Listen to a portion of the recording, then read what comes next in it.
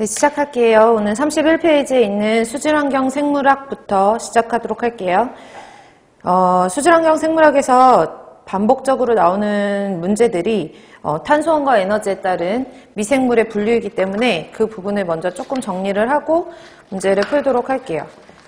그래서 미생물에 대한 설명으로 틀린 것은 이라고 나와 있는데 제시된 지문 자체가 뭐 화학합성 종속 영양 미생물, 아니면 광합성 독립영양계 미생물, 화학합성 독립영양계 미생물, 광합성 종속영양계 미생물 이런 식으로 문제가 출제가 됐는데요. 첫 번째로 보시면 탄소원에 따라서 보통 우리가 무기탄소 다 아시다시피 뭐 이산화탄소, 대표적으로 이산화탄소라든지 중탄산이온, 탄산이온 이런 데에서 무기탄소에서 우리가 탄소를 얻는 미생물들을 독립영양계 미생물, 어제도 말씀드렸지만 독립영양계 미생물은 타가 영양계라고도 하고요.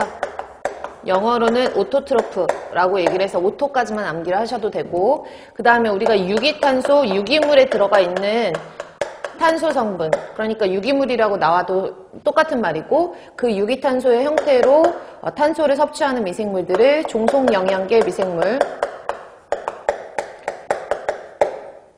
죄송해요. 잘못 썼네요. 얘가 자가, 얘가 타가.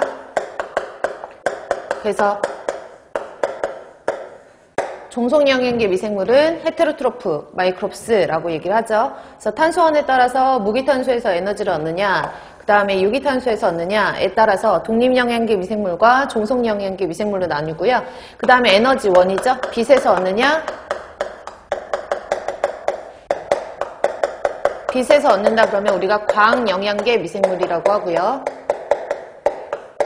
영어로는 포토트로프 마이크롭스. 그 다음에 어떤 화학 반응, 어떤 화학 반응, 조금 더 자세하게 쓰면 산화 반응이나 환원 반응 같은 화학 반응에서 얻는다라고 하면 화학 영양계 미생물.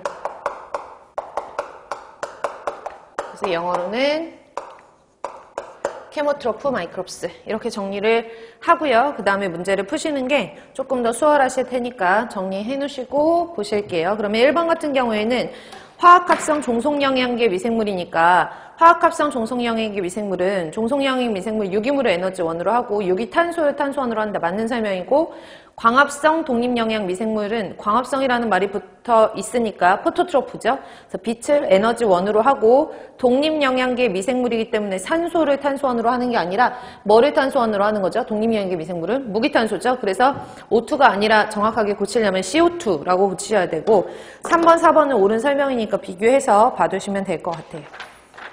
2번으로 넘어갈게요. 다음 사항 중 탈질화 미생물, 어제 지난 시간에 탈질화 미생물에 대해서 설명을 드렸는데, 탈질화 미생물은 종속영양계 미생물이면서 화학영양계 미생물이라고 했어요. 그럼 종속영양계 미생물은 헤테로트로프 마이크롭스고, 그 다음에 화학영양계 미생물은 케모트로프 마이크롭스. 그래서 정답은 2번이에요. 3번에 볼게요. 활성 슬러지 공법에서 주로 사용하는 화학 유기영양계라고 했으니까 화학영양 미생물이면서 유기라는 말이 붙었죠. 그래서 유기영양계는 종속영양계를 뜻하는 얘기예요. 그래서 활성 슬러지 공법에서 주로 사용되는 화학 유기영양계는 화학영양계이면서 종속영양계 미생물을 찾으면 되죠. 탄소원은 어디서 얻어요? 유기탄소에서 얻기 때문에 1번, 2번에 해당하는 이산화탄소